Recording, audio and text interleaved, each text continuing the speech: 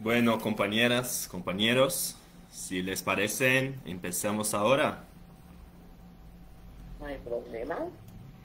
Ahí vamos entonces. Ahora son las 3:03, horario de Brasil, horario de Buenos Aires, de Uruguay. En otras regiones debe ser tal vez sea un poco más temprano. Y muy buenas tardes a todas y a todos. Mi nombre es Gabriel Casnati, yo soy coordinador de proyectos en la ISP y hoy estamos con la actividad sobre el cambio climático y el rol de la mujer sindicalista, que es parte de una serie de actividades sobre sindicalismo y futuro sostenible. Quería antes darles algunos avisos. El primer que es importante es que la compañera María Laura no pudo estar presente hoy, pero pronto se recuperará y me puso, y yo estaba en su disposición para poder apoyarla, entonces estoy la reemplazando, no con la misma, no con la, no con la misma, como puedo decir, articulación y las ideas de ella que son muy especiales, pero estoy aquí para poder apoyarles de la mejor manera posible. Nosotros en esta actividad tenemos traducción con las compañeras Martina y Celina. Las tres expositoras hablarán en español, entonces para los que hablan portugués hay la opción en el Zoom donde hay un globo de interpretación. Abajo pueden elegir portugués. Entonces, para los compañeros de Brasil en especial que pueden acceder al portugués. También tenemos transmisión en el Facebook Live para los que tienen compañeros, compañeras que quieren acceder a la actividad y prefieren en las redes sociales o no recibieran el enlace. Pueden compartir en el Facebook de ISP Interaméricas. Estamos en vivo. Y por eso también les pido para que desconecten los micrófonos cuando estén hablando. Nosotros hoy tenemos tres expertas para comentar sobre el tema: Angélica Ordóñez, Emma Lucia López y Karina Navone, que yo voy a presentarlas cada una en su tiempo, que tienen hasta 20 minutos de presentación. Puede ser más corto, pero hasta 20 minutos yo estaré controlando y después, a depender del tiempo, tenemos preguntas. Entonces, si tienen preguntas, pueden enviar al chat o enviar directo al Facebook, que queremos hacer al menos una ronda de preguntas, a depender un poco de los tiempos, pero al menos una ronda de preguntas. La actividad tiene una duración de 2 horas y cualquier cosa que quieran comentar pueden escribir para mí por el chat de Zoom o por WhatsApp. Entonces, podemos empezar ahora. Yo tengo las presentaciones de PowerPoint acá. La primera compañera que va a presentar es la compañera Angélica Ordóñez, que es doctora en Ciencias Sociales y docente en la Universidad Andina Simón Bolívar, en Quito, Ecuador, y pertenece a la Asociación de Funcionarios y Empleados de la Universidad Simón Bolívar y es parte del Comité de Mujeres de ISP Ecuador. Entonces, invito a la compañera Angélica para que empiece su presentación y yo voy a compartir en la pantalla su PowerPoint. Muchas gracias por la presentación, Gabriel, y muchas gracias a la ISP por haber organizado este webinar tan importante y con un tema que tal vez lo dejamos de lado, que es la relación entre cambio climático, trabajadoras y el sindicalismo. Bueno, yo voy a empezar con una historia personal. Cuando yo tenía 10 años, aprendí acerca de la disminución drástica de la capa de ozono que cubre la Tierra y me inquietó muchísimo. Ese hecho me marcó respecto a tener inquietudes sobre la destrucción ambiental. Pero la primera vez que yo escuché hablar de cambio climático fue a finales de los años 1990. La contundencia de asumirlo como un problema ambiental solo ocurrió cuando vi el documental tan conocido, Una verdad incómoda, donde se muestra la trayectoria de Al Gore por difundir la información sobre el cambio climático y que fue distribuida a partir del año 2006, distribuido el documental. Desde ese momento, las imágenes del cambio del clima no me volvieron a abandonar. Por ejemplo, en esta imagen del Ártico, Es una imagen que se ha vuelto lamentablemente icónica y vemos cómo ha disminuido la masa de hielo que lo cubría. Y vemos, estas son imágenes de la NASA en el 84 y en el 2016. Siguiente, por favor. Este es igual el desaparecimiento de un glaciar en el sur de la Patagonia. Siguiente, por favor. Y este es el desaparecimiento de un lago en Chile en tan solo 5 años, mientras que en los otros lados habían como 20 años de diferencia. Entonces, lo que nos lleva a pensar esto es que el cambio climático está cada vez acelerándose más, intensificándose más. Y conocemos todos ya que el cambio climático es un cambio de clima atribuido directa o indirectamente a la actividad humana y que es diferente a la variabilidad natural del clima. Sabemos también que los efectos del cambio climático son mayores temperaturas, olas de calor, sequías, deshielos de glaciares y el Ártico, como acabamos de ver en esas imágenes de la NASA. Siguiente, por favor. Y también vemos que el cambio climático es eminentemente antropogénico. Y aquí tenemos imágenes de deforestación en Perú y la imagen de la urbanización de Las Vegas, Nevada, que es una de las ciudades que más huella ambiental imprime en la tierra, ya que es una población que no tiene agua y que debe tomar agua de lugares muy distantes. Sin embargo, el modo de vida que tienen en Las Vegas daría como para explotar varios planetas Tierra. Siguiente, por favor. Esta crisis mundial del cambio climático llega en paralelo con otras dos crisis mundiales. Al menos dos, podríamos hablar de tres. Una crisis de desigualdad, una crisis sanitaria mundial a propósito de la pandemia de la COVID-19, pero también una crisis civilizatoria. Los efectos ambientales no están separados de los efectos sociales cuando hablamos de cambio climático. Y ya sabemos que el efecto climático va a causar mayores enfermedades y muertes a los trabajadores, tanto los que trabajan fuera de edificios como aquellos que trabajan en edificios cerrados y requieren aclimatación. Quienes trabajan fuera van a sufrir un calor más severo, van a estar expuestos a sustancias tóxicas y van a tener un mayor riesgo de enfermedades infecciosas. Por otro lado, quienes trabajan en edificios cerrados requieren mayor aclimatación cuando hace unos pocos años tal vez no la requerían, y hoy día tenemos que enfrentar la dificultad de trabajar juntos cuando está presente la COVID-19. Cada país debe iniciar una urgente investigación sobre los efectos del cambio climático en la salud y la seguridad laboral de los trabajadores. No todos los países lo han hecho y no todos los países tienen los recursos para hacerlo. Sobre todo los recursos científicos y económicos que se requieren. ¿Qué efectos van a tener los trabajadores y las trabajadoras?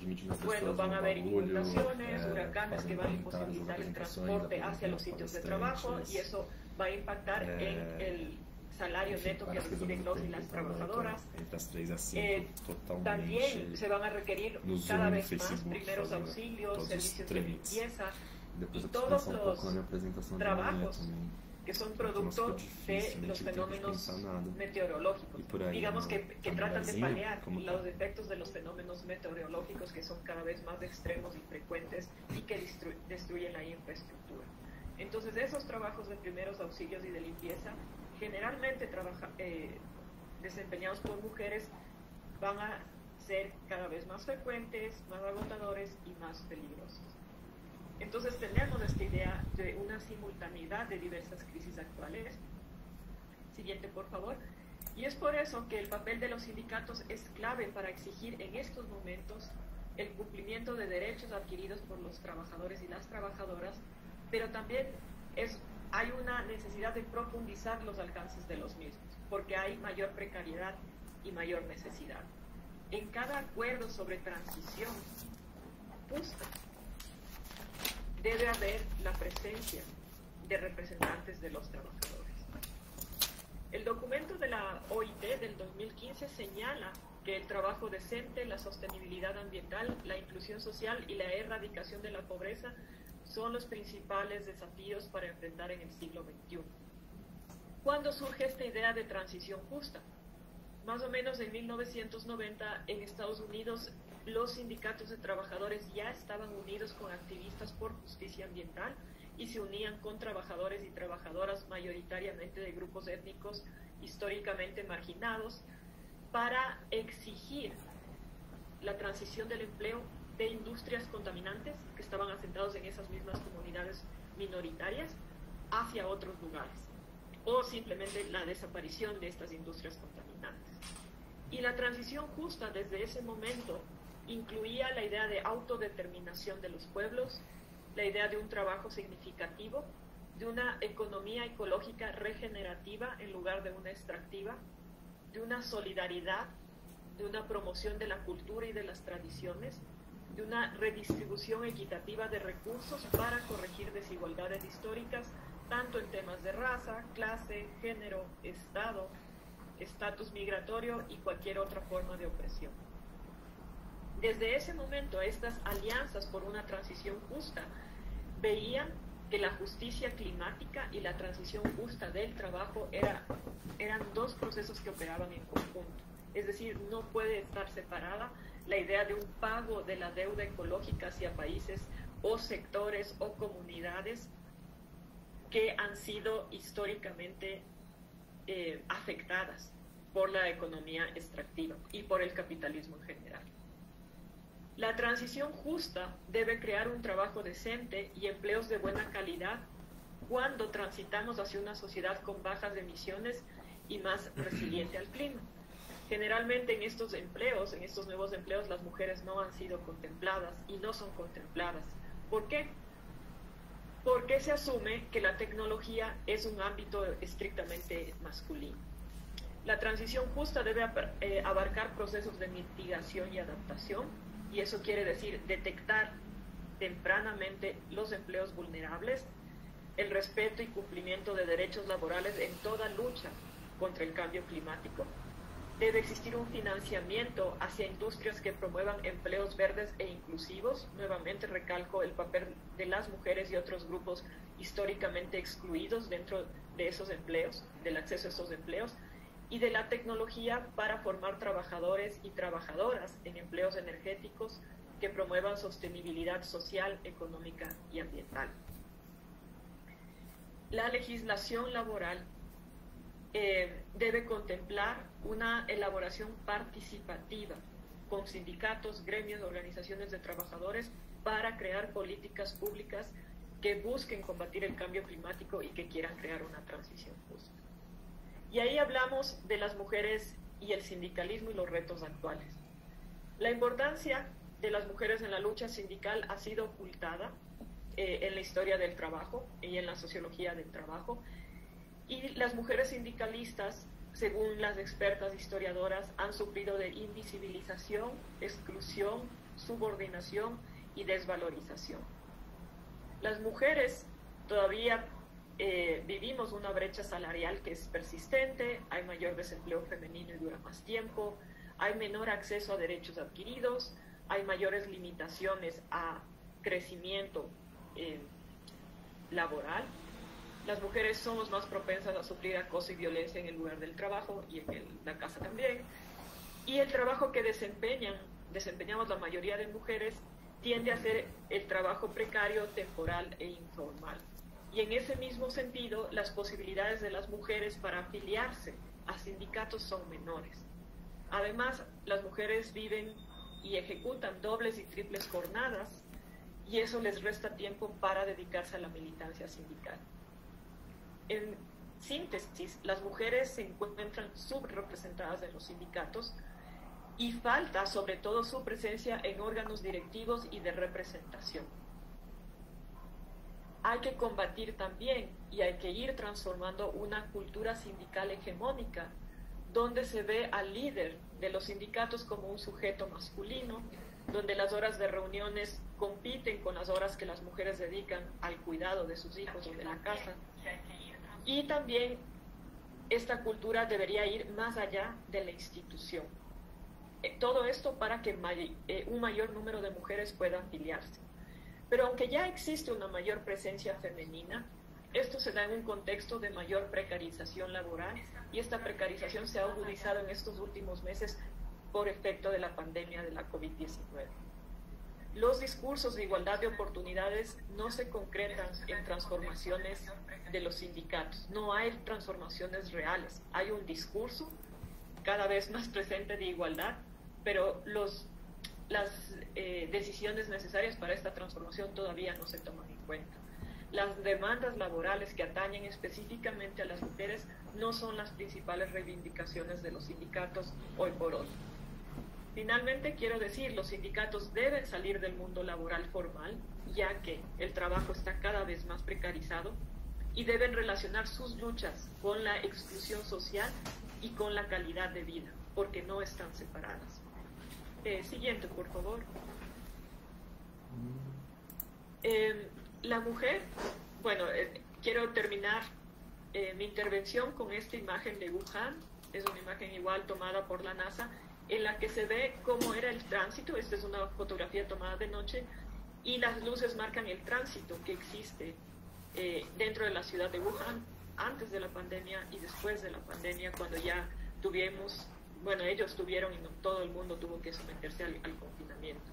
Y con esta imagen quiero decir que dentro de todas las limitaciones y de las crisis que estamos viviendo, hay también oportunidades. La mujer debe ser protagonista de una transformación sindical hacia nuevas formas de trabajo actual. Si el trabajo es precario y cada vez más informal, el sindicalismo tiene que actuar y transformarse en función de esas transformaciones también, de esos cambios. No podemos dejar de lado la crisis civilizatoria, sanitaria, climática y de desigualdad que estamos enfrentando. Un movimiento amplio de trabajadores y trabajadoras debe ser articulado desde los sindicatos, pero incluyendo a trabajadores informales.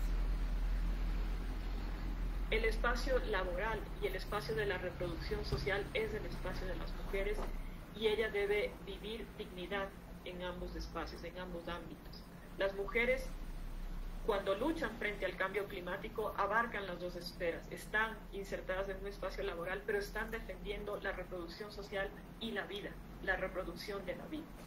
Para que exista una sociedad ambientalmente más justa, debe reconocerse que quien está realizando las tareas de cuidado sin un salario, las tareas de cuidado de la tierra, las tareas de cuidado de las familias, las tareas de cuidado en la sociedad.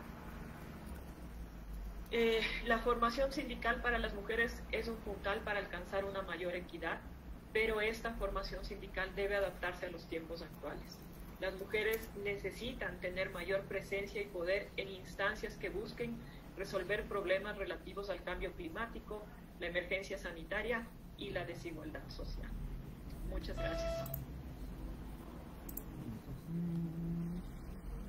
Gracias.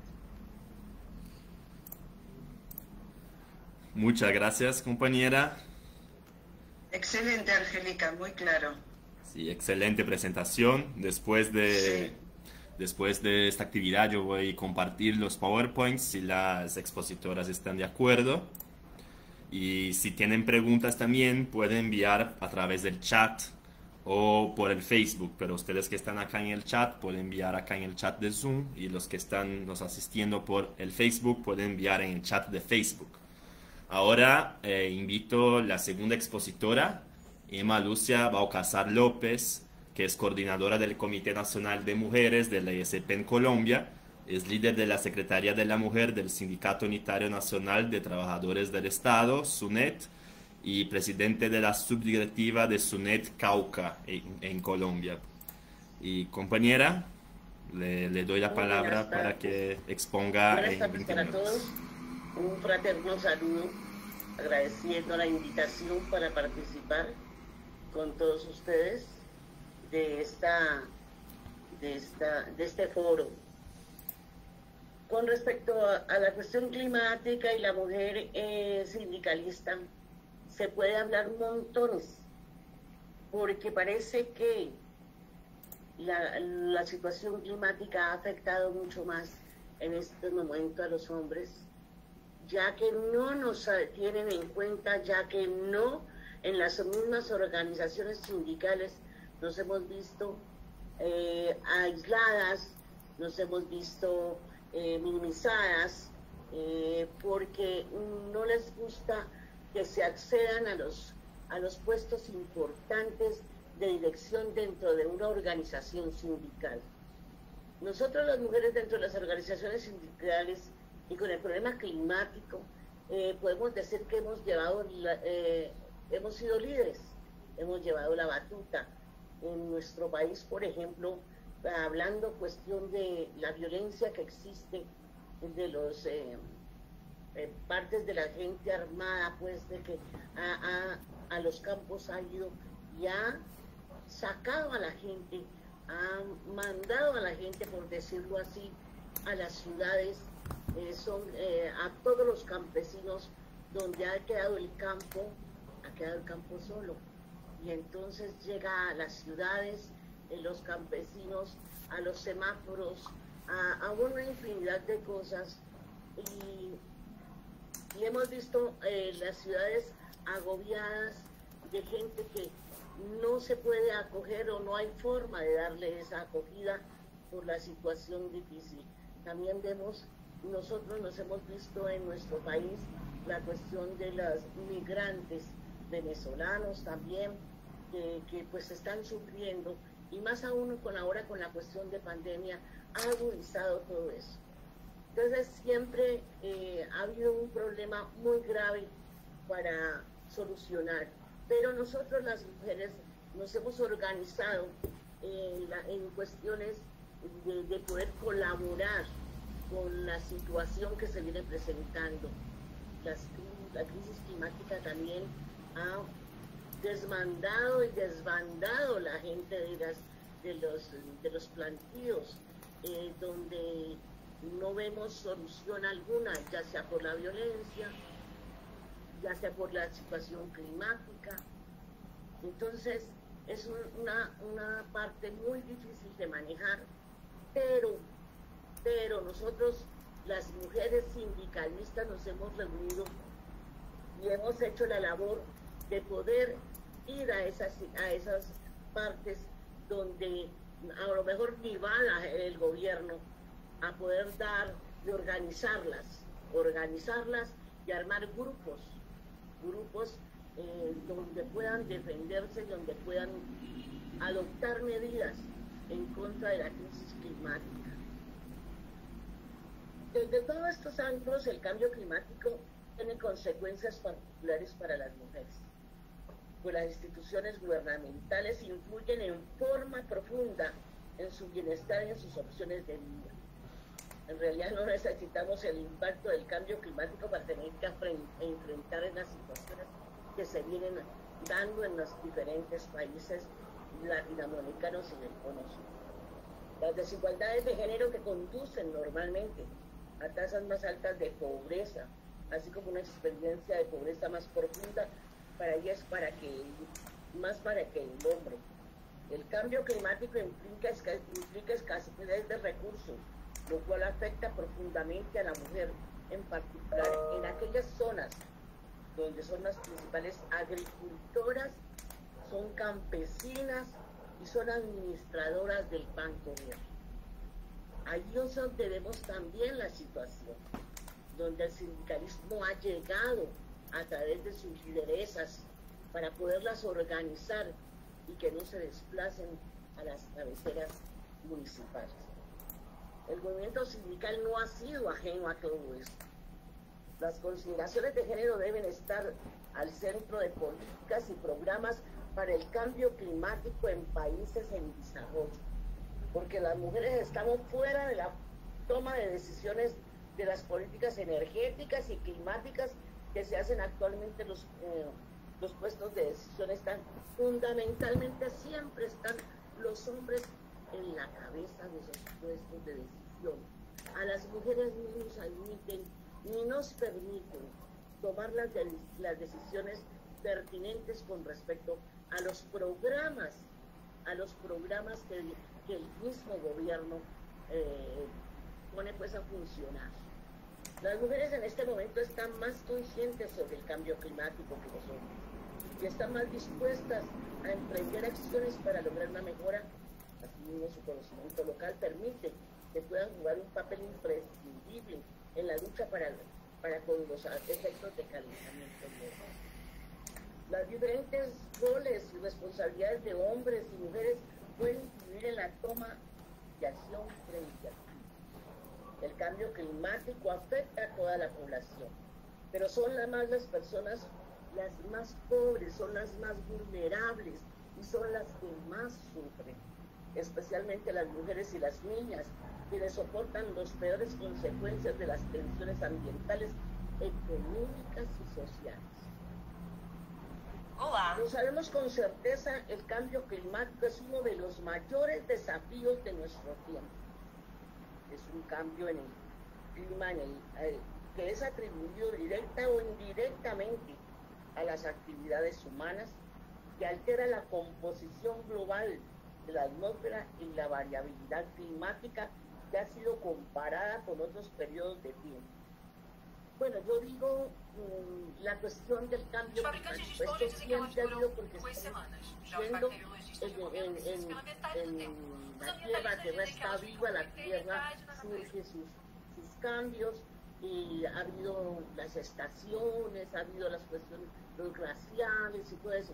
Eso es muy normal, pero el hombre ha agudizado todo eso, ha adelantado y ha profundizado el daño que le está haciendo en todo el sentido de la palabra al clima de nuestra tierra. El cambio climático pone en riesgo la salud, la seguridad alimentaria y energética, así como el acceso al agua de millones de personas en el mundo.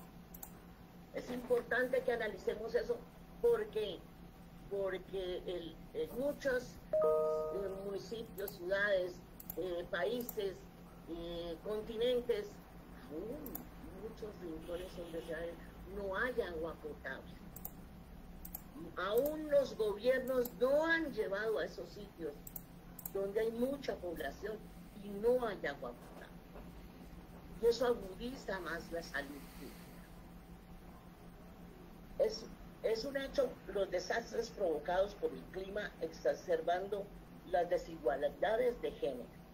A menudo las mujeres y las niñas son las últimas que atienden, es las últimas que las tienen en cuenta, es las últimas que comen, las últimas que les ayudan y las últimas que enfrentan la salud y la seguridad cuando los sistemas de agua y saneamiento se ven comprometidos y asumen una mayor carga de trabajo doméstico y de cuidado cuando dejan de haber recursos.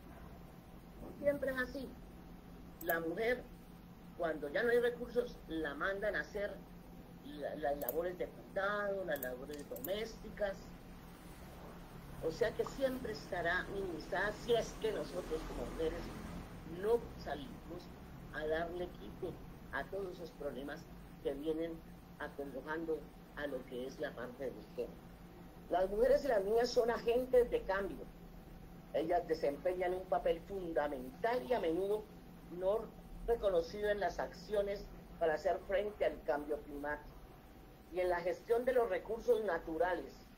En la mayoría de los países en desarrollo, por ejemplo, las mujeres son las principales administradoras de la energía en el hogar y suelen ser importantes agentes de cambio en la transición hacia la energía sostenible.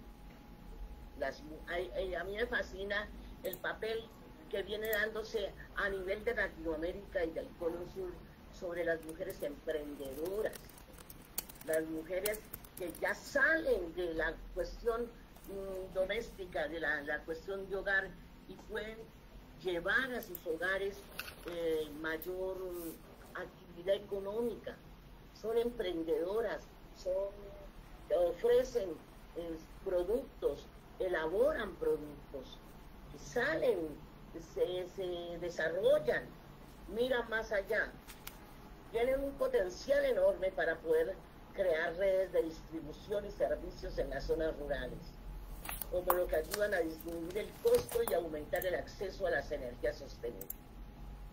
Cuando tienen a su cargo la adopción de decisiones han ofrecido soluciones innovadoras para responder a los efectos del cambio climático y para lograr un desarrollo más sostenible y general.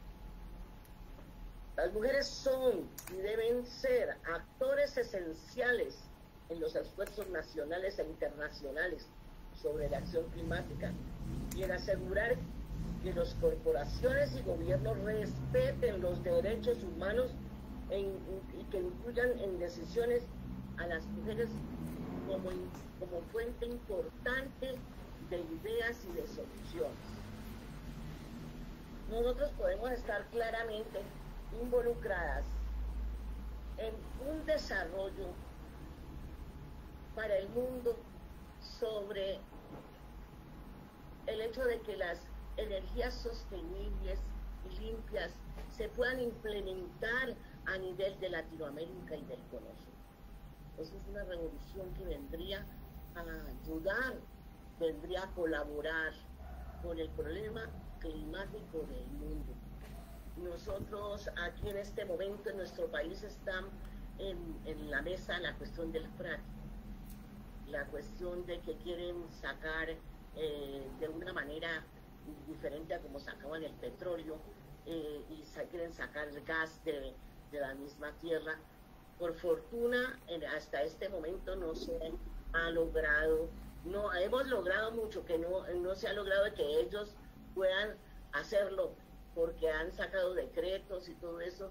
Aunque dicen que va a ser el piloto, que va a hacer unas pruebas, estaremos allí fuertes y combatientes para no dejar minar, para no dejar acabar con nuestro potencial de nuestro clima. El problema también radica en que nosotros vivimos en una zona tórrida, donde solamente tenemos los extremos del clima.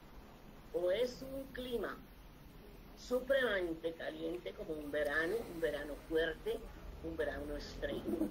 O tenemos un invierno también extremo, de inundaciones, bueno, de todas. O sea que nosotros no gozamos como en el Cono Sur muchas veces, que tiene sus 4 estaciones. Para nosotros ha sido mucho más difícil ese cambio. Antes nuestros abuelos podían decir se siembra en luna llena, creciente, menguante. Ya no se puede hacer eso, porque si sembraban en cuarto creciente, que había los cuatro crecientes, 4 menguantes, llena, no había problema. Sabían cuándo sembraban y cuándo cosechaban. Ahora, con el problema que existe en la cuestión climática, eso se acabó. Se han perdido montones de cosechas por eso, porque se ha golpeado demasiado el clima, se ha golpeado demasiado con las quemas indiscriminadas para poder apoyar a ganaderos. Por ejemplo, ahí está el Brasil, todas las quemas, está también California. Y aquí pues afortunadamente no hemos tenido algo así con avasallador que podamos nosotros lamentarlo. Nosotros estamos tratando de poder sembrar día tras día árboles para que nuestra naturaleza viva, esté en agonía. Nosotros no podemos terminar acabando con nuestro hogar para nuestros hijos y nuestros nietos. Nosotros tenemos que velar por todo eso. También como mujer sindicalista tenemos que ayudar a las organizaciones sindicales a que sean más abiertas, a que sean más incluyentes, que sean más colaboradoras y equipo con las mujeres. Nosotros tenemos ideas lúcidas y muy prácticas para que sean visibilizadas las mujeres, pero no nos dejan. Nosotros hemos hecho mucha labor social, nosotros hemos compaginado sindicatos y con la parte social también.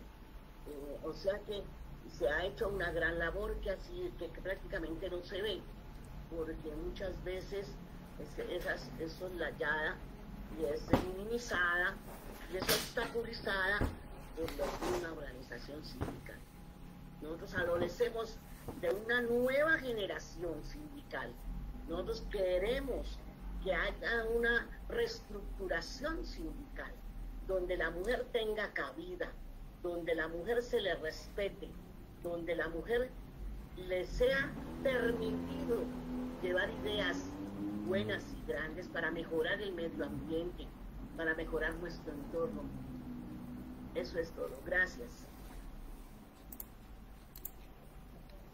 Muchísimas gracias, compañera Emma. Excelente exposición. Y ahora vamos para la última experta, expositora del día, la compañera Karina Navone, que es abogada especializada en Derecho Regulatorio y Ambiental, es secretaria de Género y Igualdad de Oportunidades y trato del sindicato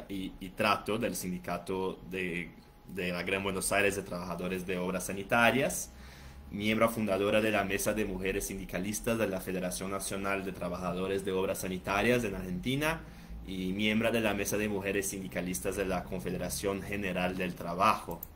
Entonces te invito para tu presentación, Karina, y yo abro su presentación en el PowerPoint mientras hablas. Bueno, ¿qué tal? Bueno, muchísimas gracias, Gabriel, ante todo. Bueno, primero, qué lindo, qué gusto haber escuchado a Angélica y a Emma.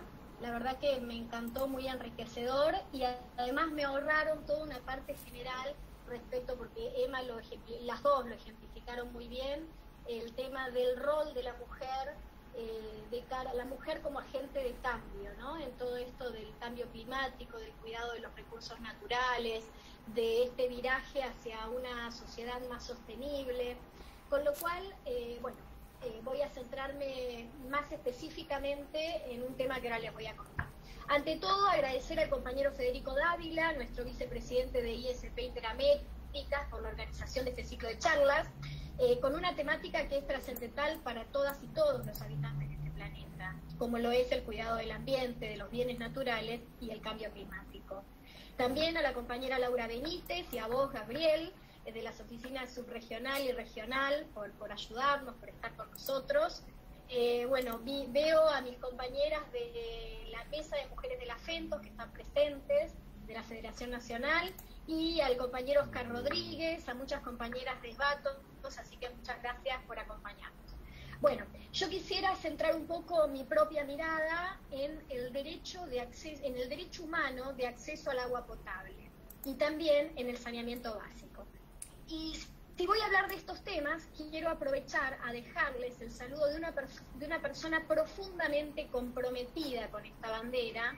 Hablo de nuestro compañero secretario general del Sindicato Gran Buenos Aires de Trabajadores de Obras Sanitarias, José Luis Lingeri, y su comisión directiva, y asimismo de los compañeros y compañeros miembros de esta familia sanitarista extendida en todo el país, o sea, de la Federación Nacional de la FENTOS, en la persona del compañero Carlos Adamo, y también de la Contaguas, las compañeras y los compañeros de Contaguas, que es la Confederación de Trabajadores y Trabajadoras del Agua y el Ambiente de las Américas, donde formamos parte, y en cuyo ADN llevamos esto de considerar el acceso al agua potable como un derecho humano fundamental y que su gestión eficiente y universal debe ser una responsabilidad ineludible de los estados para el bien común de sus poblaciones.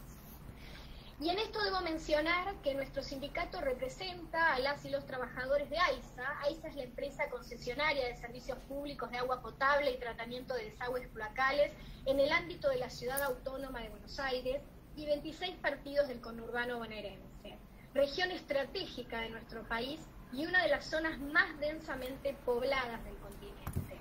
Representamos también a las y los trabajadores de los organismos de control del agua de la empresa, ERA, SAPLA y ENOSA.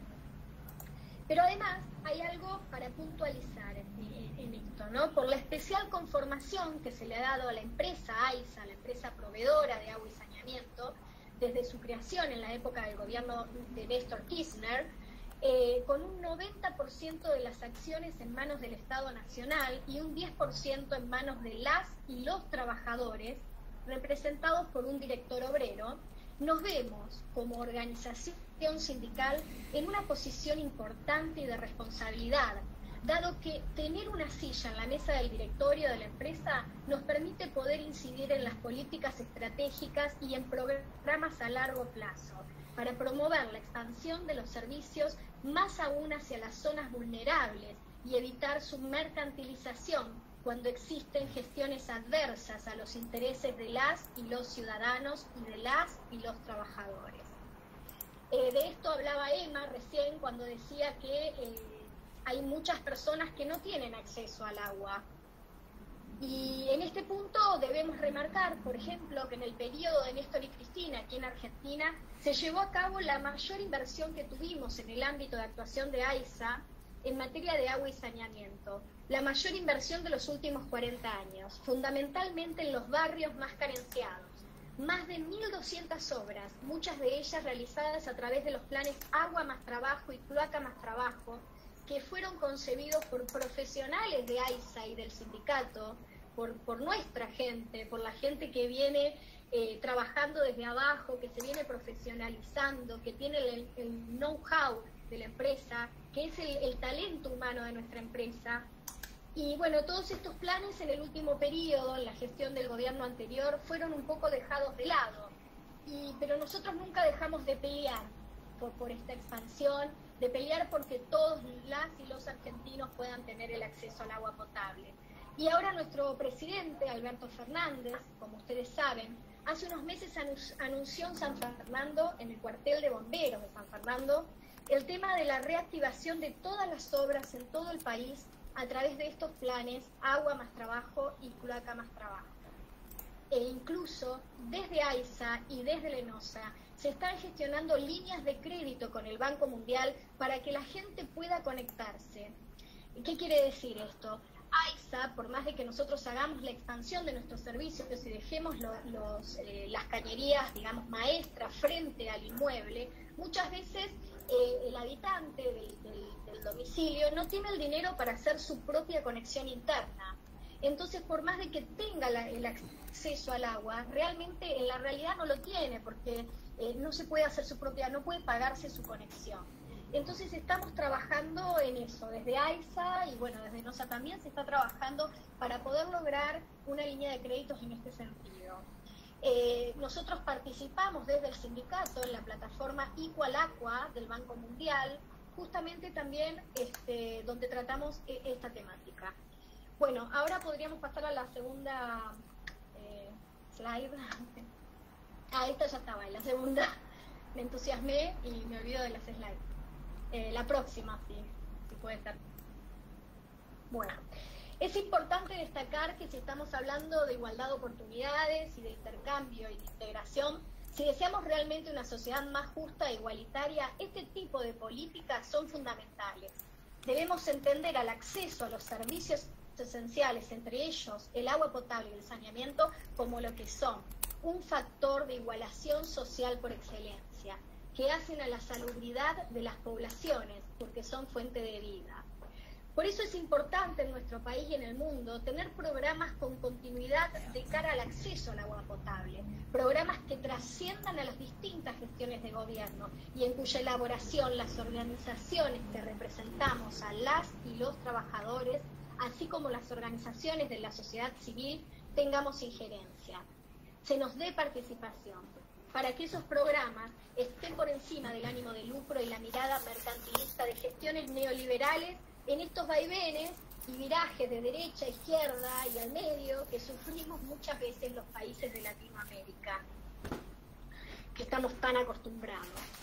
Este acceso a un bien natural, como lo es el agua, y a mí me gusta llamarlo más que recurso hídrico, bien natural, porque alguien ha dicho alguna vez que el lenguaje es la arena en la que se materializan las luchas de clase. Y la palabra recurso es una palabra completamente mercantilista, como lo es también, por ejemplo, cuando hablamos de recurso humano, o sea, de nosotros mismos bajo la mirada de los generadores del capital, en lugar de hablar de talento humano.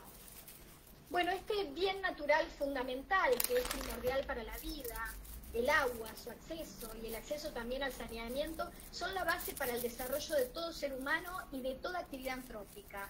Allí donde el acceso a estos servicios no está asegurado, no hay desarrollo posible. Se están vulnerando derechos básicos, y esto ocurre sobre todo en los lugares más humildes. Y dentro de esas comunidades, que son las más pobres, por lo general, de entre los más pobres de los pobres, estamos las mujeres. No por nada hablamos de la feminización de la pobreza, que se ha agravado mucho en el último tiempo, no solo en nuestro país, en toda Latinoamérica.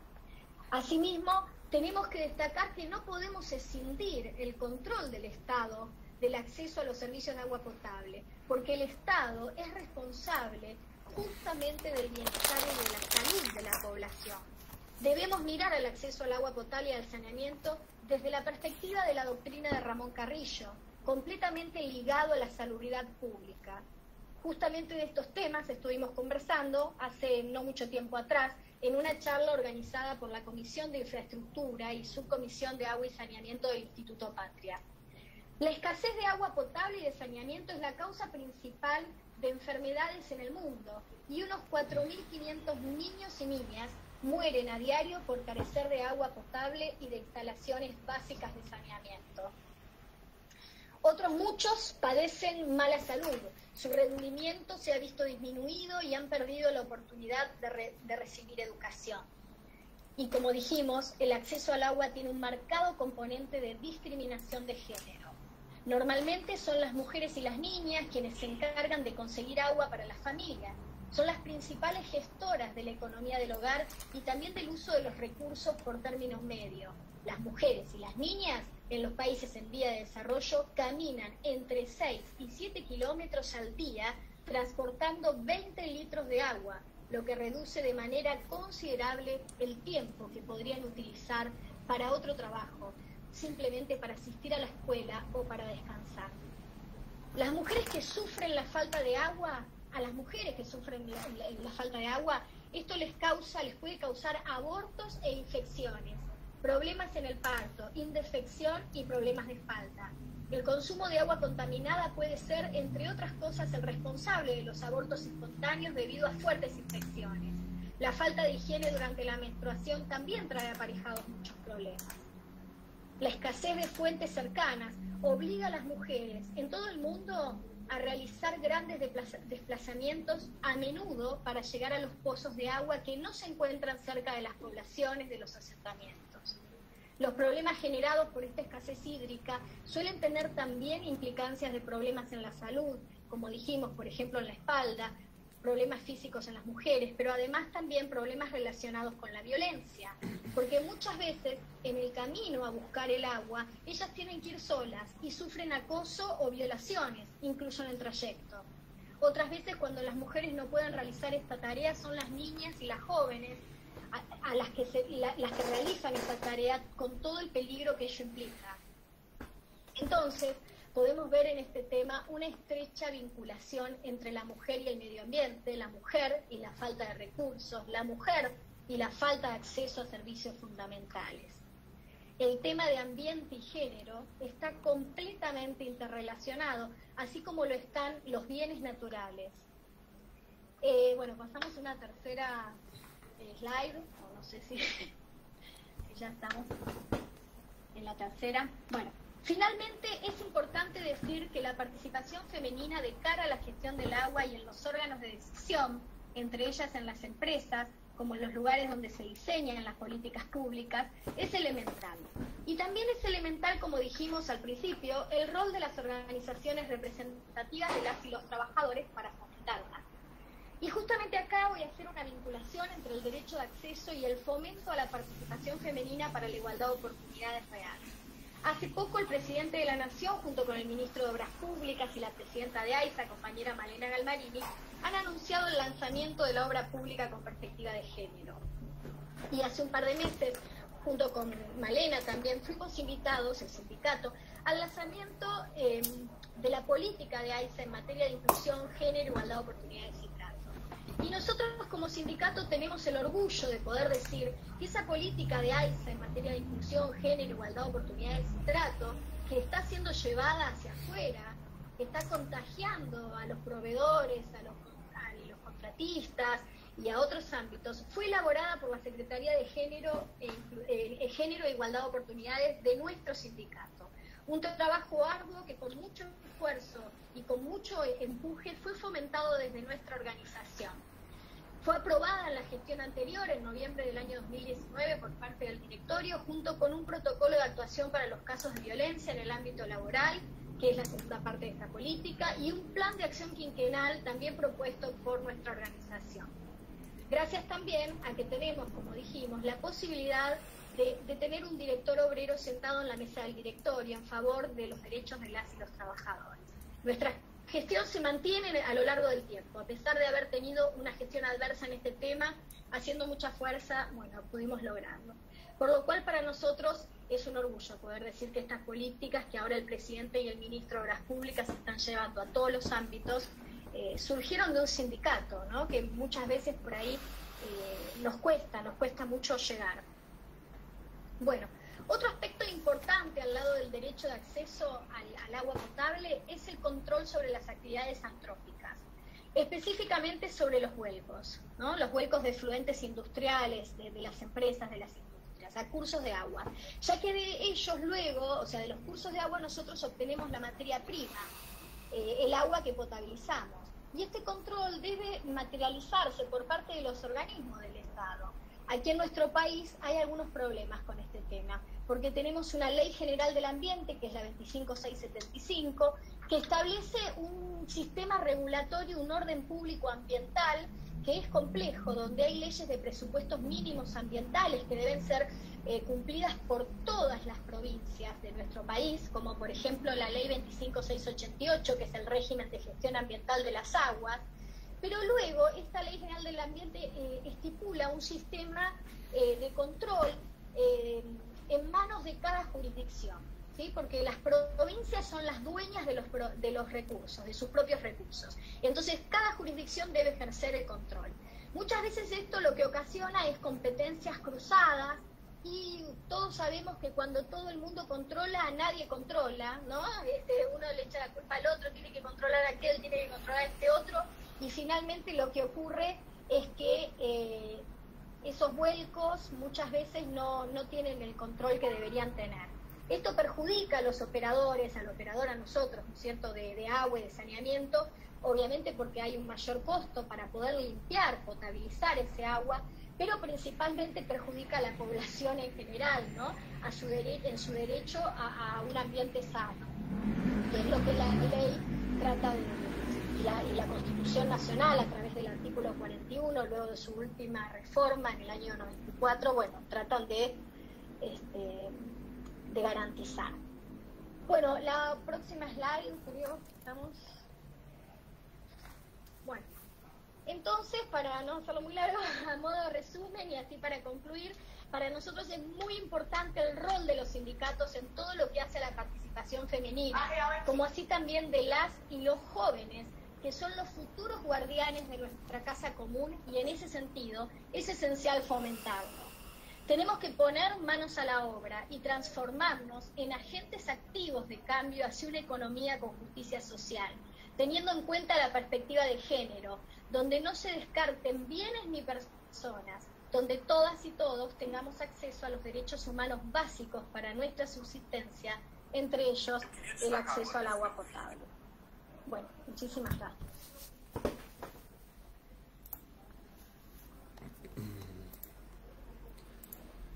Muchísimas gracias, compañera.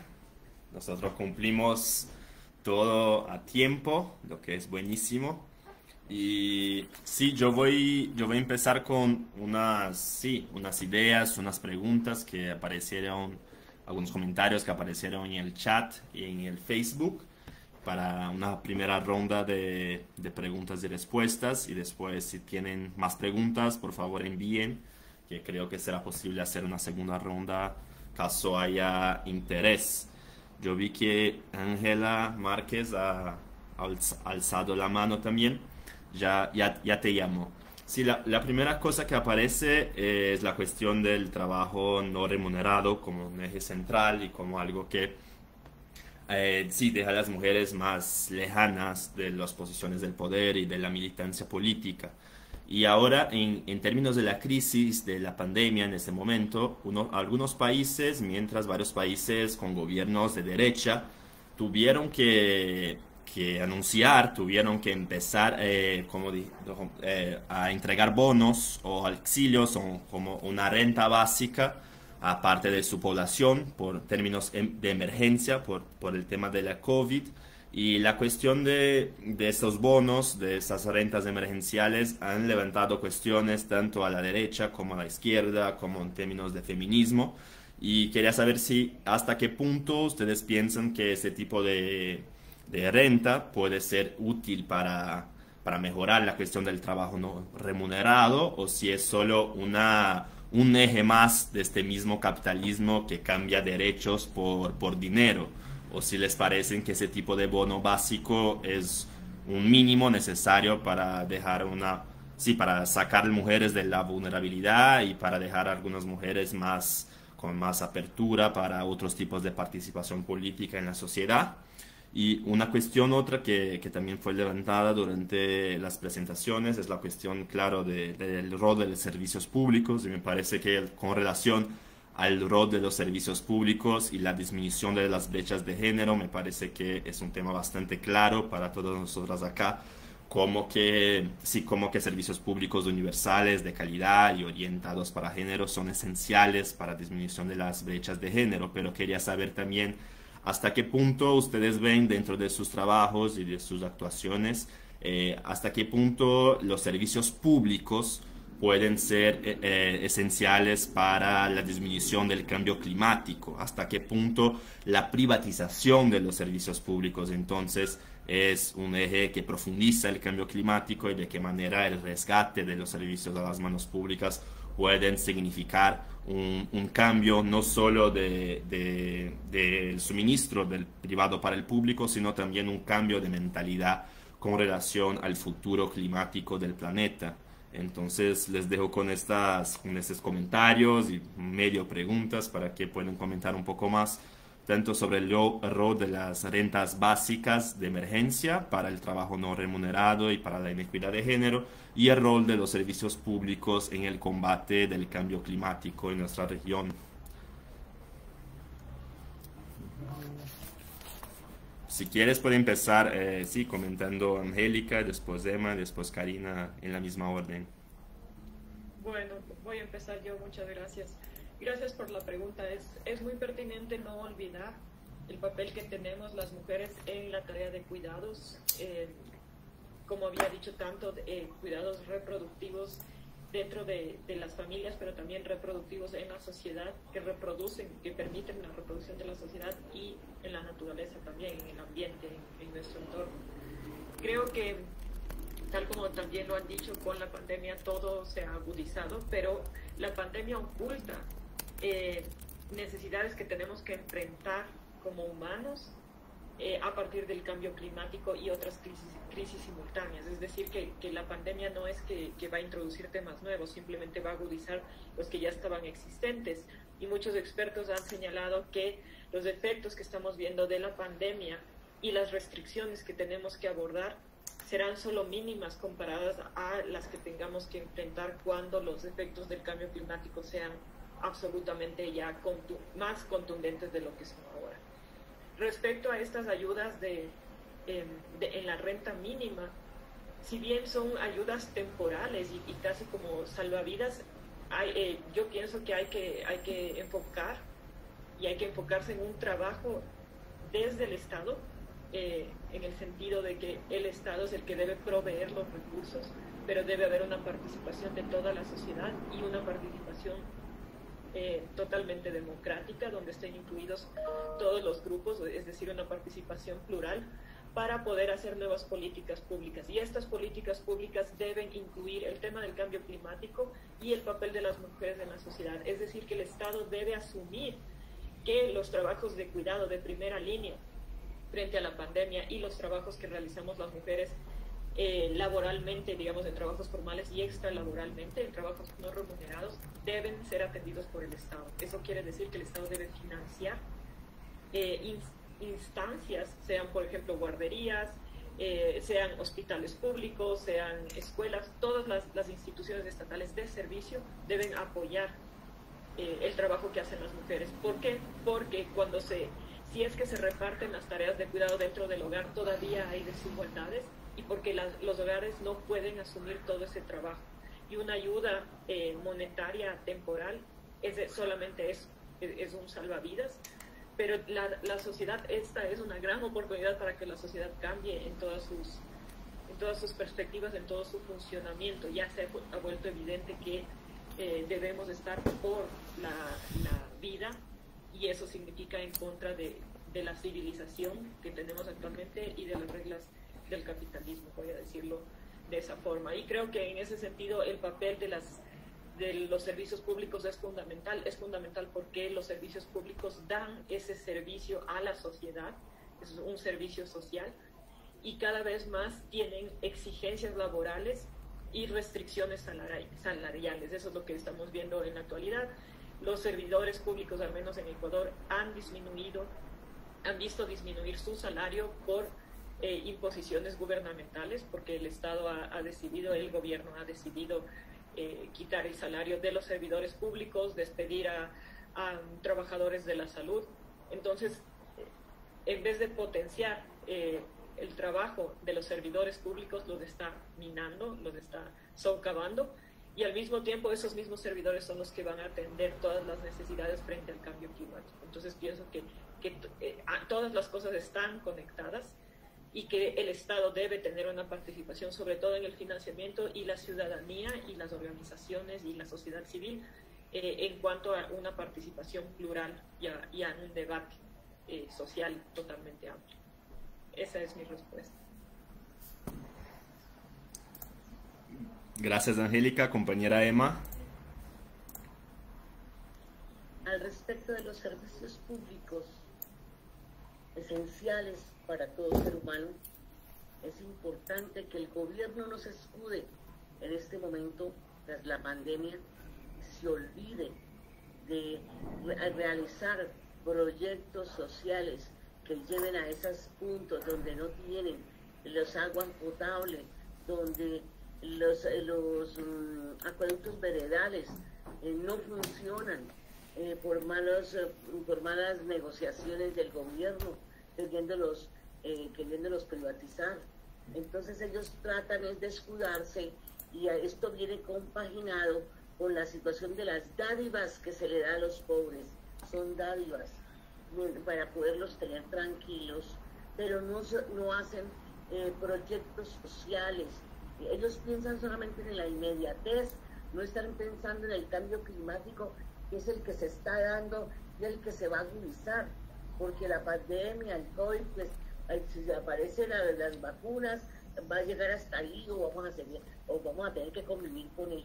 Pero la cuestión climática se va a agudizar cada día más y más.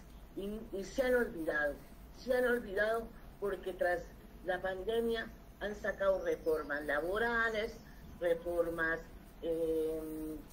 tributarias, cada vez golpeando más a la parte de trabajadores en la cuestión de sacarlos de sus puestos, han golpeado más la situación de sostenimiento de los hogares. Sucede que aquí en Colombia la gente tiene la creencia que aquí muchas veces hay solamente ciudades que el papá gobierno es el que da los cargos, los puestos, los salarios, y la demás gente, clase media baja, es la que sale a rebuscarse, y es la que tiene que estar ahora guardada en la casa. Y ha habido problema. ¿Por qué? Porque los 4 o 5 pesos que les dan pues tampoco son gran cosa para poder sostener hogares de 10 y 8 o 5 hijos. Entonces yo veo una justificación para el gobierno en la pandemia, olvidándose en sí de la cuestión de los servicios públicos, de la emisión del agua potable, de la distribución de tierra, de la organización para poder hacer la sostenibilidad de la gente, la cuestión del fortalecimiento del sistema en donde estamos desarrollando el acotamiento de todos esos desmanes que están haciéndose a nivel de Latinoamérica con respecto a los gobiernos neoliberales que en este momento están. Claro que ahora han aparecido otros que no son neoliberales, pero nosotros estamos golpeados por un gobierno neoliberal. Y hemos venido así hace mucho tiempo. Nosotros nunca hemos podido ver o comparar con un gobierno de izquierda, con un gobierno de centro, solamente es neoliberal. Entonces, pues nos enfrentamos a una situación muy difícil, ¿no? A nivel de Latinoamérica y del cono sur. No sé por qué, porque se han olvidado de poder, mientras que están en la cuestión de pandemia, poder estar haciendo proyectos para poderlos desarrollar inmediatamente, para poder solventar situaciones que se vienen día tras día y que ellos, cuando se van a estrellar porque se van a encontrar con una cosa insostenible, inmanejable, porque no se han puesto a pensar en lo que se viene en sí. No se han puesto a pensar la gente de la costa con lo que se viene en la cuestión de tsunamis, de tanta cosa, de temblores, de volcanes, que eso es una situación inmanejable porque eso no lo sabemos cuándo va a suceder. Pero sí tenemos que estar previstos de que si sucede, ¿qué se va a hacer? Eso no se ha puesto a pensar los gobiernos y estamos, como se dice, con las manos cruzadas. Están en la inmediatez, sin mirar un poco más allá, sin mirar el futuro inmediato, porque es importante que la gente agote eso y que no piense solamente en lo que desde hoy y mañana, ¿qué va a pasar con el cambio climático? Hoy la pandemia, no salimos a trabajar, y mañana hubo la vacuna y quedamos con las manos cruzadas, que al gobierno no les va a dar los 4 pesos que les daban, y se quedaron mal enseñados también. No han sido personas que pueden crear, ser innovadores, que cerraron, por ejemplo, aquí cerraron un restaurante, pues hicieron otras cosas, que se limitan exclusivamente a vivir del gobierno, y eso tampoco es justo, porque nosotros no necesitamos una clase que vivan como ramas del gobierno sin poderse desarrollar, sin poder ser capaces de afrontar lo que se viene del problema climático. Gracias.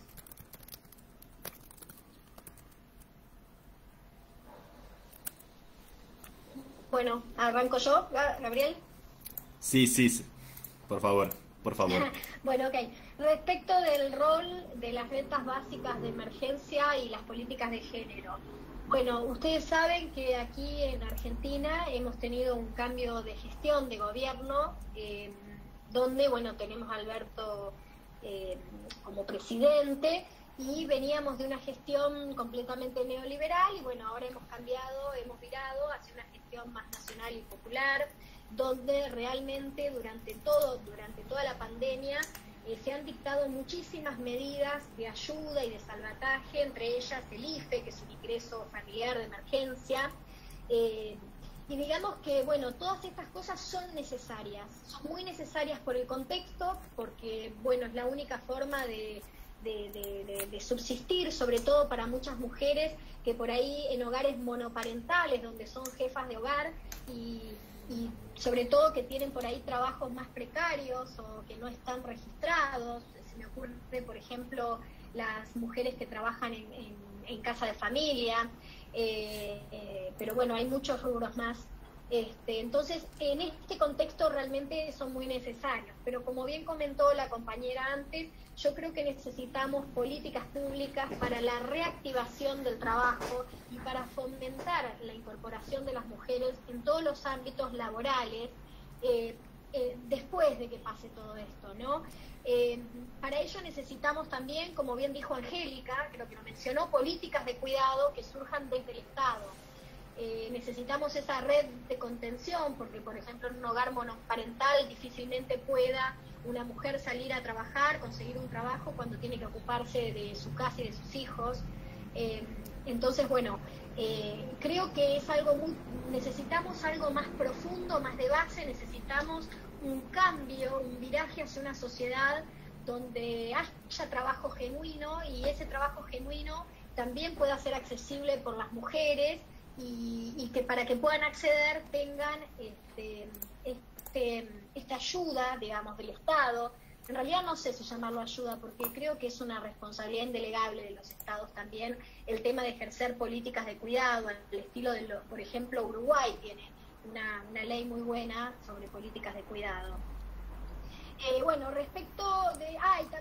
también creo que es muy necesario en todo esto realizar, que esto le va a gustar a la compañera María Isabel de APOC, María Isabel Verón, que anda por ahí, que sabe mucho de esto, y bueno, yo esto que voy a decir lo aprendí de ella en alguna medida.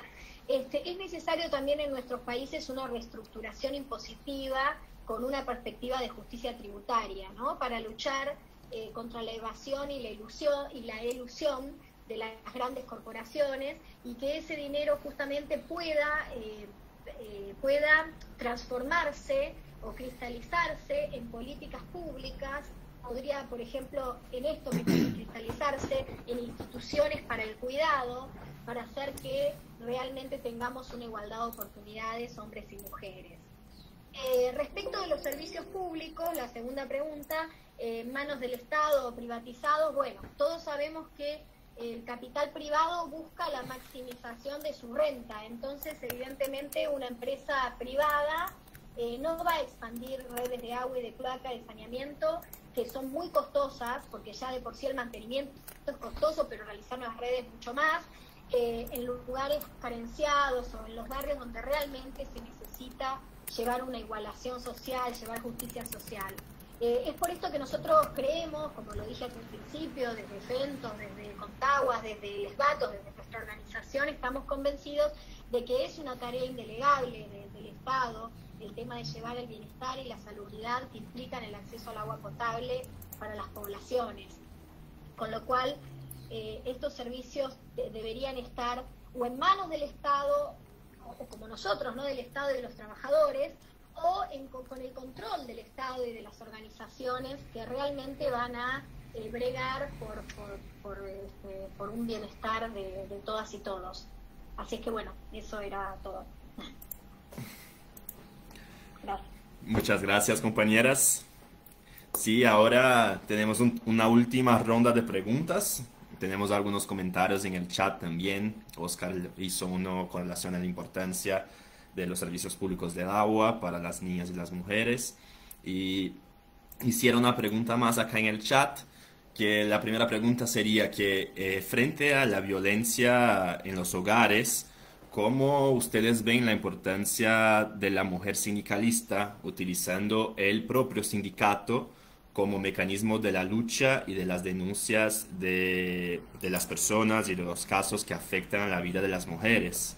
Y una segunda pregunta que es mía y un poco más amplia es exactamente sobre la pandemia. Salieron muchos artículos relacionando el combate a la pandemia, el mejor combate a la pandemia con presidentas mujeres, como en países como Nueva Zelanda, Alemania, Taiwán, Noruega, Islandia, que en comparación con países de sus regiones con gobernantes hombres, tuvieron un mejor resultado frente a la pandemia.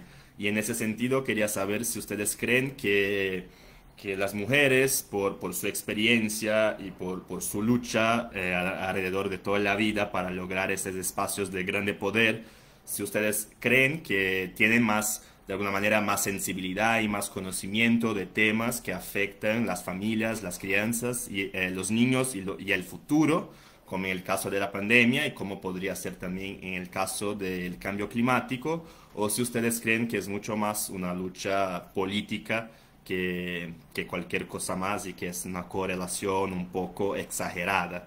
Entonces sería la pregunta de la compañera de Brasil sobre la violencia en los hogares y cómo las mujeres sindicalistas pueden utilizar el sindicato como lugar, como un espacio de denuncia y de lucha, y esa cuestión del resultado, por así decir, en la pandemia de las presidentas mujeres frente a otros gobiernos y cómo eso podría ser en el tema del cambio climático, que así como la pandemia es un tema para el futuro.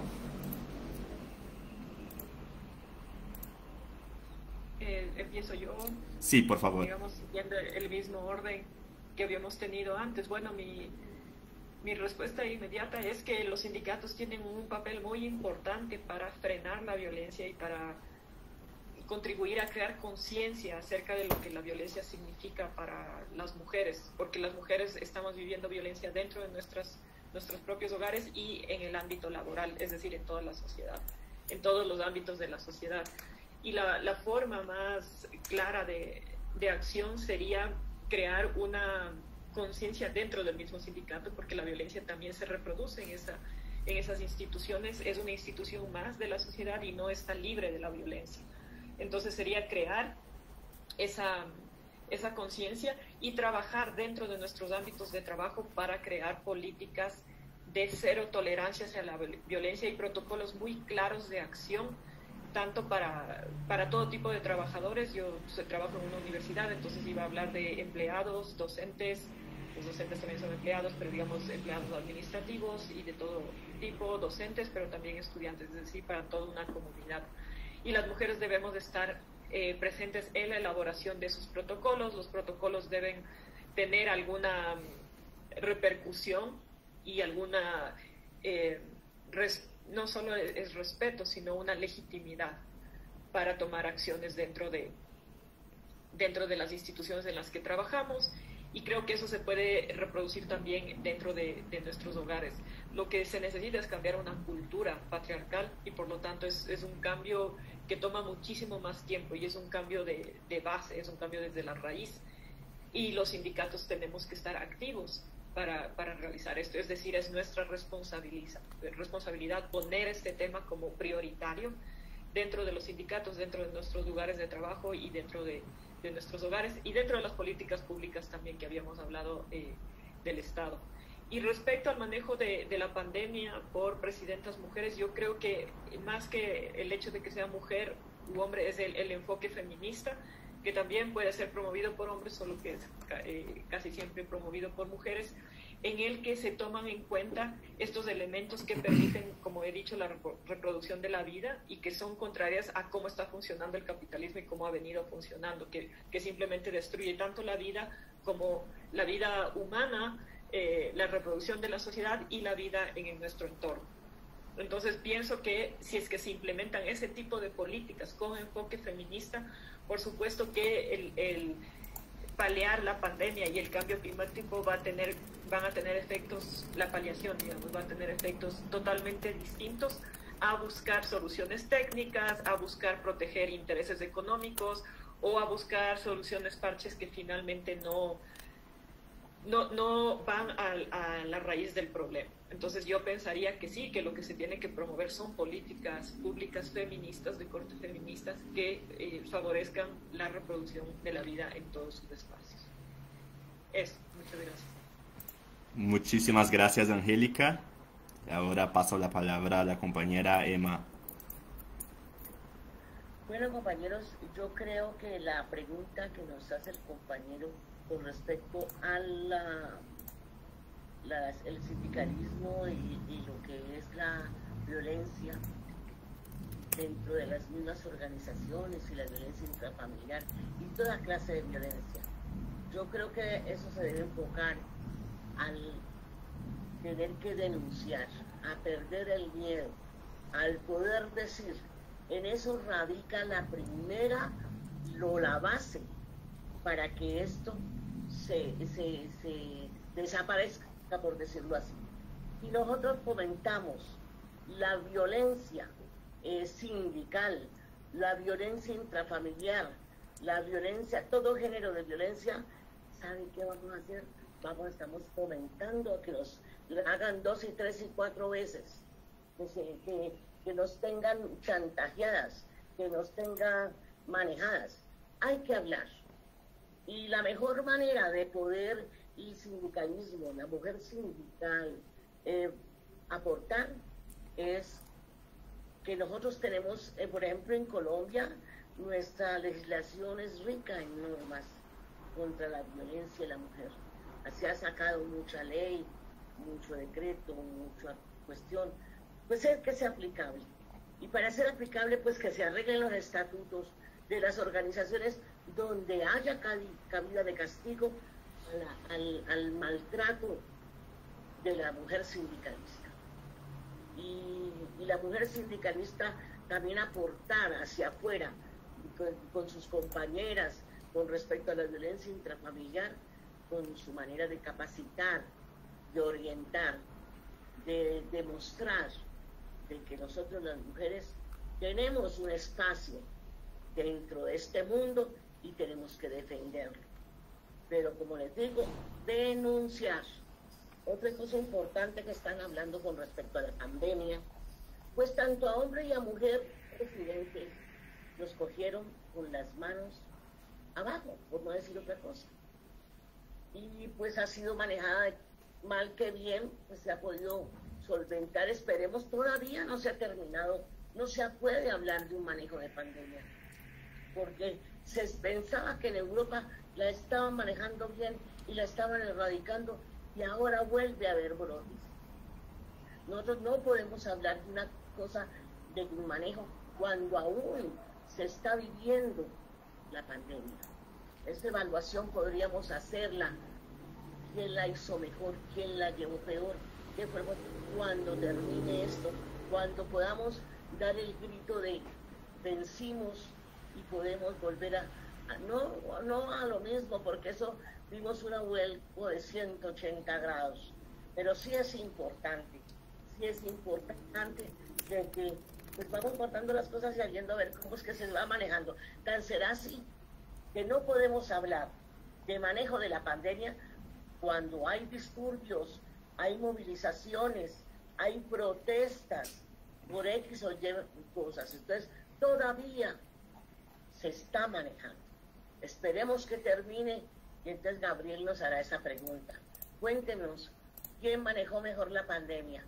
¿Los presidentes hombres o las presidentas hombres, mujeres o los presidentes hombres? Eso es.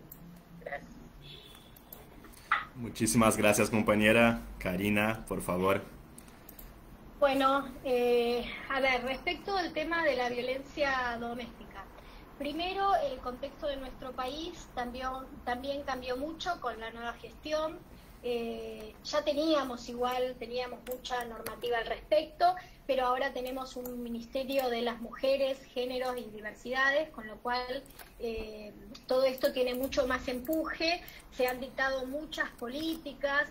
Tenemos una línea para todo el país para que las mujeres denuncien violencia doméstica, y se han reforzado poniendo más personas a la atención de esas líneas, porque sabemos que con la pandemia obviamente se agudizó mucho el problema de la violencia intramuros, por la convivencia estrecha con el agresor, digamos.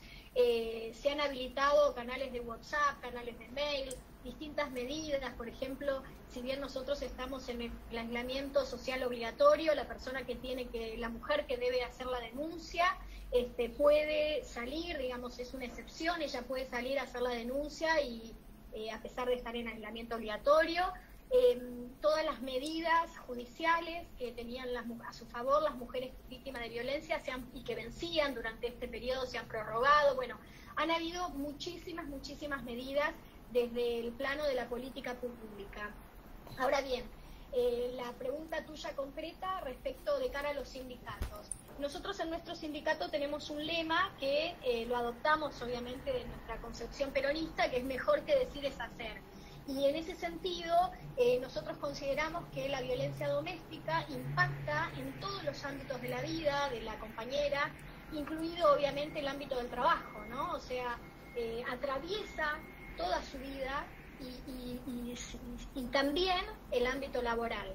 Entonces, en ese sentido, desde hace mucho tiempo atrás estuvimos elaborando, no logramos poder aprobarlo con la gestión anterior, pero con esta gestión de la empresa, a cargo de la empresa, se han sumado las voluntades políticas del sindicato y de la compañera Malena, que es quien está a cargo de la empresa, y nosotros tenemos elaborada ya un protocolo de actuación para la contención y para el tratamiento de todos los casos de violencias en el ámbito privado de las y los trabajadores.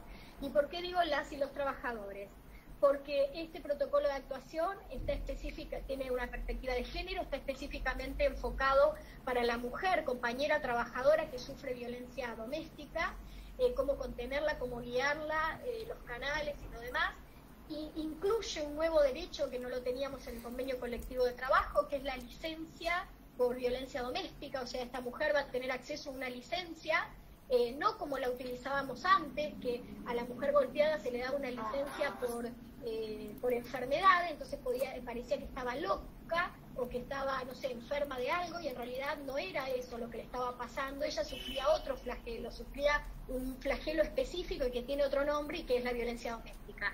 Entonces, incorpora este protocolo que se está a punto de aprobar, que lo estamos ahora terminando, digamos, de ver con la empresa, la licencia por violencia doméstica, pero además le incorporamos otro artículo que le interesaba también al sindicato, que es otros tipos de violencia grave para las y los compañeros trabajadores, compañeras y compañeros, por ejemplo, ante violación de hija, hijo, robo en la calle o en tu domicilio, o sea, otras violencias graves que pueden sufrir las mujeres o también los compañeros hombres, y que donde van a tener el acceso a esta licencia por el mismo periodo, dependiendo de la complejidad y de la gravedad de lo que le haya pasado, obviamente. Pero bueno, esta misma licencia por violencia doméstica, que es por otro tema, pero se puede utilizar para otros tipos de violencia que son estos. Entonces, por un lado estamos haciendo esto, digamos. Por otro lado, ya tenemos aprobado de la gestión anterior, que nos costó mucho, como dijimos, pero se aprobó, un protocolo de actuación para los casos de violencia en el ámbito laboral. O sea, no en el ámbito privado, sino en el ámbito laboral para las y los trabajadores. Ese protocolo ya está aprobado. Con eso respecto de la violencia.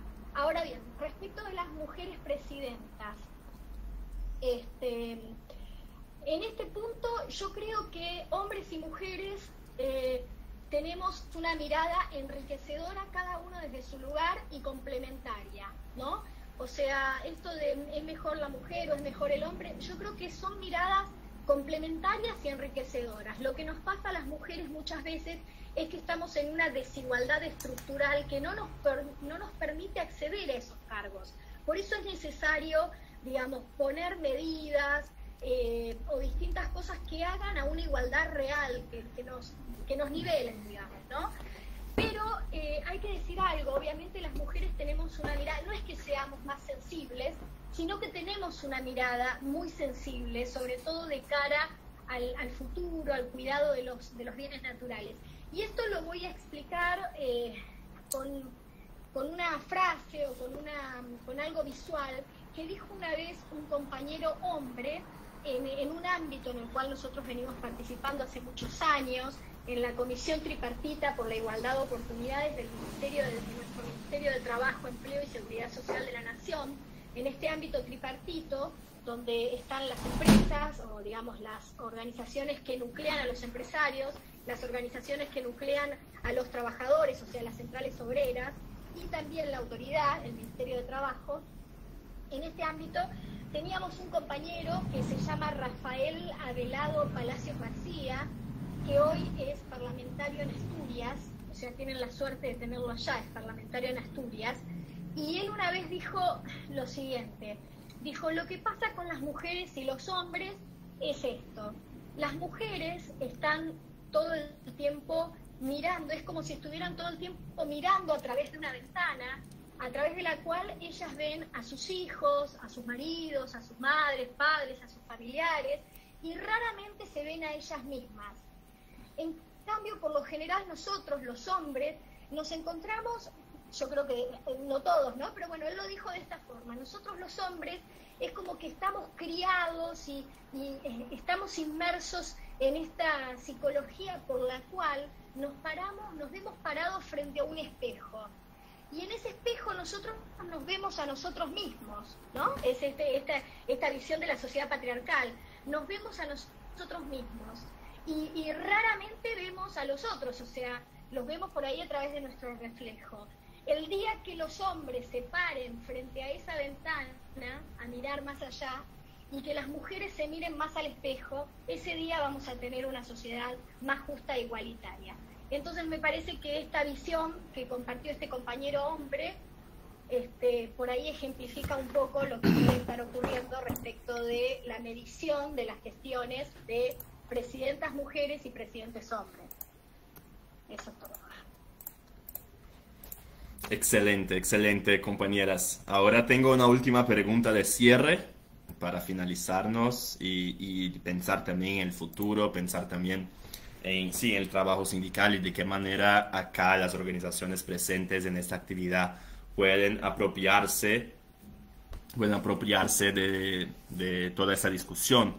Y en las perspectivas de usted, de cada uno de ustedes, ¿qué recomendaciones darían a los sindicatos para interiorizar este tema? O sea, ¿cuáles serían las acciones, las políticas que para los sindicatos, especialmente de servicios públicos filiados a la ISP, pero no solo, más allá del movimiento sindical, cuáles serían las recomendaciones para interiorizar ese tema de género y de cambio climático en sus agendas? Pues también sabemos que muchas veces hay la dificultad y de los hombres de comprender ese tema, o hay la dificultad de los sindicalistas para incorporar temas de largo plazo, y como ya fue bien comentado acá en el chat, es también muy importante que tengamos la participación de líderes sindicales hombres en esta actividad, por lo cual agradezco a todos por la participación. Entonces, para irnos finalizando con esa pregunta de cómo los sindicatos pueden interiorizar el tema, paso la palabra a Angélica para que haga sus consideraciones finales en esta actividad. Muchas gracias. Bueno, lo que estamos tratando de hacer y lo que se está tratando de hacer en muchos sindicatos es familiarizar a quienes forman parte de él, a trabajadores y trabajadoras con el tema, pero hay resistencia de parte de hombres y hay resistencia de parte de mujeres, y mucha de esta resistencia de parte de las mujeres viene por no solo desconocimiento, sino muchísimo miedo.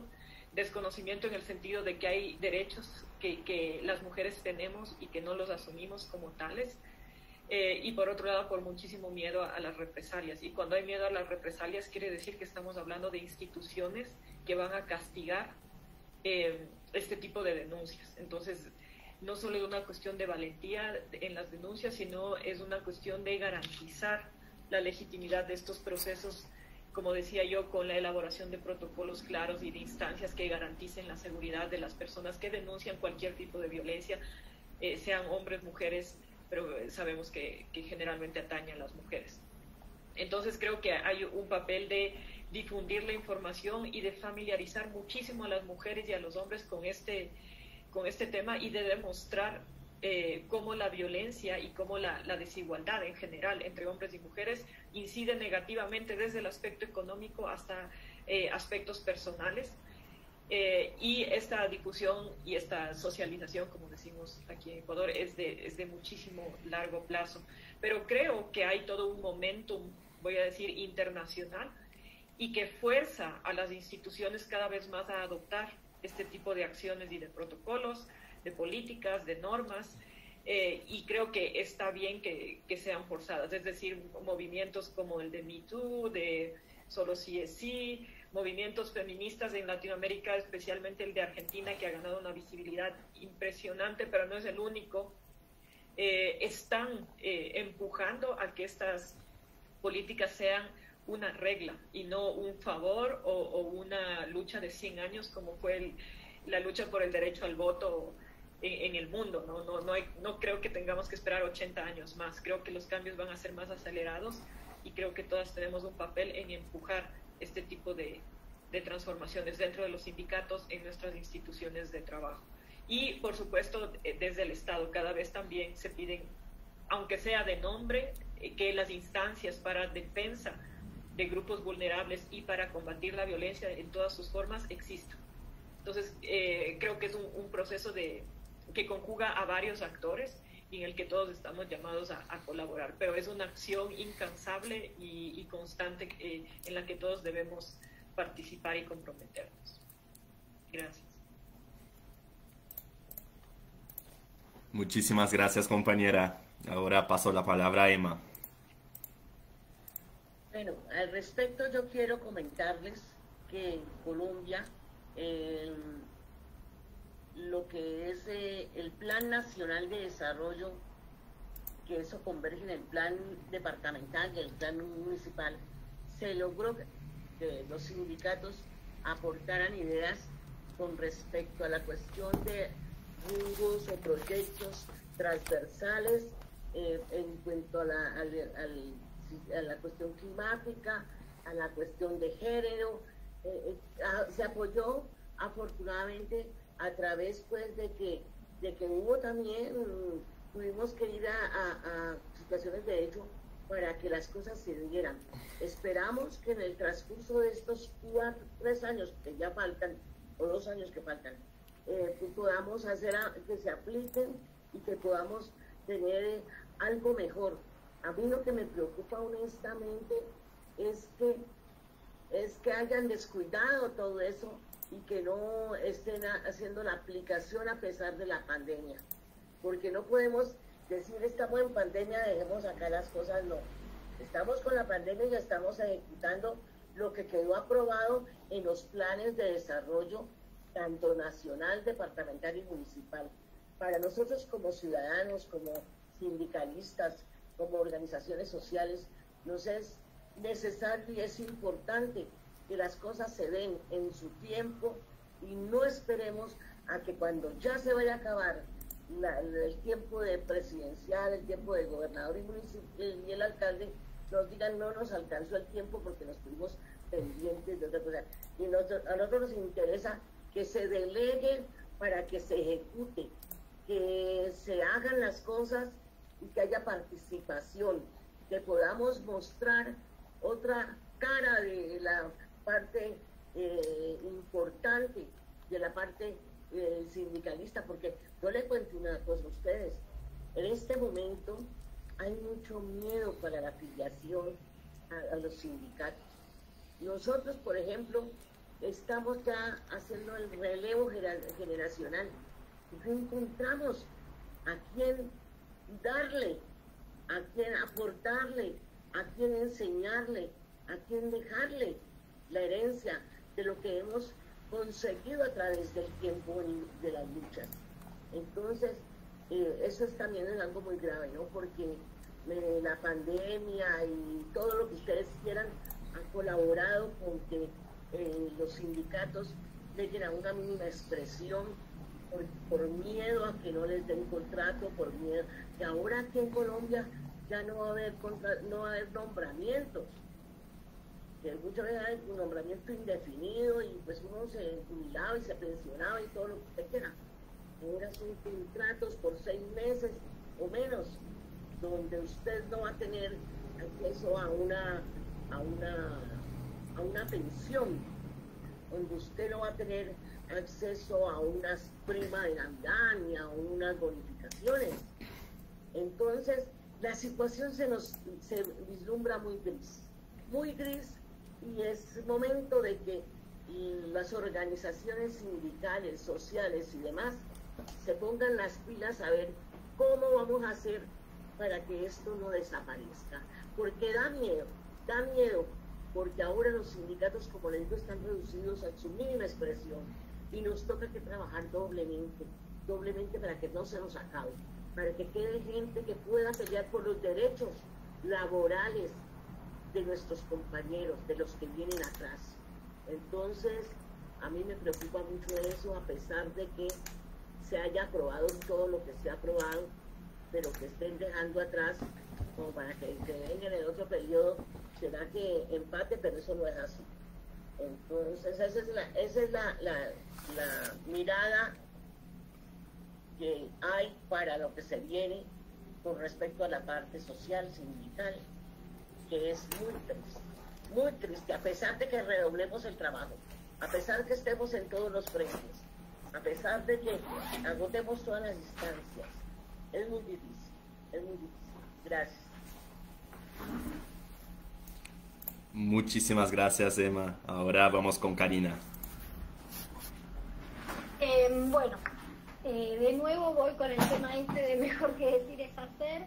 Nosotros desde el sindicato, desde nuestro sindicato y con los lineamientos de José Luis Ligieri tenemos puesto sobre todo el foco en la concientización y en la capacitación desde la primera edad, digamos. Entonces tenemos jardines maternales, tenemos también una institución terciaria y se está terminando de gestar la Universidad del Agua, y dentro incluso desde los más chiquititos tenemos justamente puesto el foco en la enseñanza desde una perspectiva de justicia social con respeto al medio ambiente, en la importancia del cuidado de los de los bienes naturales, y en especial el agua. Les enseñamos de muy chiquitos a cuidar el agua, a la importancia de tener acceso al saneamiento, cómo cuidar el ambiente y lo demás. En nuestro terciario, el Instituto Tecnológico Leopoldo Marechal, también tenemos una carrera terciaria relacionada con el medio ambiente, y próximamente en la Universidad del Agua vamos a tener, estuvimos elaborando una carrera sobre régimen jurídico y planeamiento y régimen jurídico del recurso hídrico, de los bienes naturales. Además de eso, hacemos, por ejemplo, tenemos en el verano, que siempre los chicos tienen colonia, tenemos una huerta, o sea, los chicos han creado ellos mismos una huerta, que la llevan ellos, y también para enseñarles todo esto, ¿no? La importancia de cuidar la tierra, de cuidar los recursos. Bueno, por otro lado, el año pasado o el anterior fuimos invitados como sindicato, y a mí me tocó acompañar a nuestro compañero secretario general por la OCDE, que es la Organización para la Cooperación y el Desarrollo Económico, que hizo un diálogo entre los gobiernos, por lo menos en Argentina fue entre los gobiernos y distintos sindicatos y organizaciones de la sociedad civil vinculadas con los servicios públicos esenciales, con los bienes naturales, y justamente se nos preguntó sobre los retos y las deficiencias que nosotros notábamos en cuanto a la gobernabilidad del agua. Entonces, desde ese punto pudimos hacer nuestros aportes. Esa es una instancia, yo creo, necesaria en todos los gobiernos. Es necesario a nivel internacional, pero también a nivel nacional, que se nos dé participación, porque realmente, digamos, los representantes de los trabajadores de estos servicios públicos fundamentales somos los que conocemos también ese bien natural que nosotros gestionamos y administramos, y bueno, y podemos aportar mucho, ¿no? Entonces, esto es algo importante. Después, ¿qué más estamos haciendo? Bueno, también ponemos el foco, por ejemplo, dentro de AISA tenemos una política de sustentabilidad aprobada en la gestión anterior, porque, bueno, como dije, nuestro secretario general es miembro de la Comisión de Integridad del Directorio, entonces por esa comisión pasan todos los protocolos. Tenemos un código de buenas prácticas de gobernabilidad que habla acerca de la necesidad de cuidar el ambiente y del uso racional de los recursos de cara a la empresa, dentro de la misma empresa, y asociado a ese código de buenas prácticas tenemos la política de inclusión, género, igualdad, oportunidades y trato, que como dije fue elaborado por nosotros, y tenemos una política de sustentabilidad que habla justamente de esto, ¿no? Una empresa cuidando el servicio público, cómo hacer para optimizar ese servicio o para optimizar todo aquello que está relacionado alrededor del servicio, como por ejemplo la energía eléctrica, y bueno, y transformarnos en una empresa verde, digamos, amigable con el medio ambiente. Así es que ahí también tenemos la suerte de poder incidir. Y yo creo que lo importante es eso, que los sindicatos podamos ponernos en acción y que se nos permita ponernos en acción, se nos dé lugar desde los gobiernos y desde todos los ámbitos. Gracias. Buenísimo, compañera. Entonces, con esta última presentación, esta última charla, cerramos nuestra actividad del día de hoy. Quería agradecer muchísimo, muchas gracias a todas y a todos que participaron, en especial las expositoras Angélica, Emma y Karina, y también a María Laura Benítez, que está organizando esta serie de talleres y que ha organizado todo para el día de hoy y me dejó todo listo solo para poder coordinar la actividad. Entonces le agradezco muchísimo también. Y sí, hoy logramos unos 50 participantes en el Zoom y casi 500 personas que fueron alcanzadas por el Facebook. Yo dejé mi contacto en el chat, caso alguien necesite hablar conmigo sobre alguno de los temas de esta actividad o sobre alguno de los temas más específicos que yo coordino en ISP. Y yo voy a conversar con María Laura para que podamos compartir los PowerPoints con todas y todos que estuvieron acá. Entonces todos que están acá en el Zoom van a recibir pronto las presentaciones de PowerPoint, y los que están nos viendo en el Facebook, si tienen interés, pueden dejar un comentario en la página que yo les busco para ver los correos y envío los PowerPoints durante esa semana aún. Entonces, nuevamente, les agradezco muchísimo. Así fue un gran aprendizaje para mí y la conexión también de la internet estaba buenísima, estaba todo buenísimo, la organización, los contenidos, las participantes. Muchas de ustedes extraño muchísimo de este año pandémico. Entonces, saludo a todas que yo conozco y también un placer para las y los compañeros que yo no conozco aún, pero tuvimos la oportunidad de estarnos acá hoy.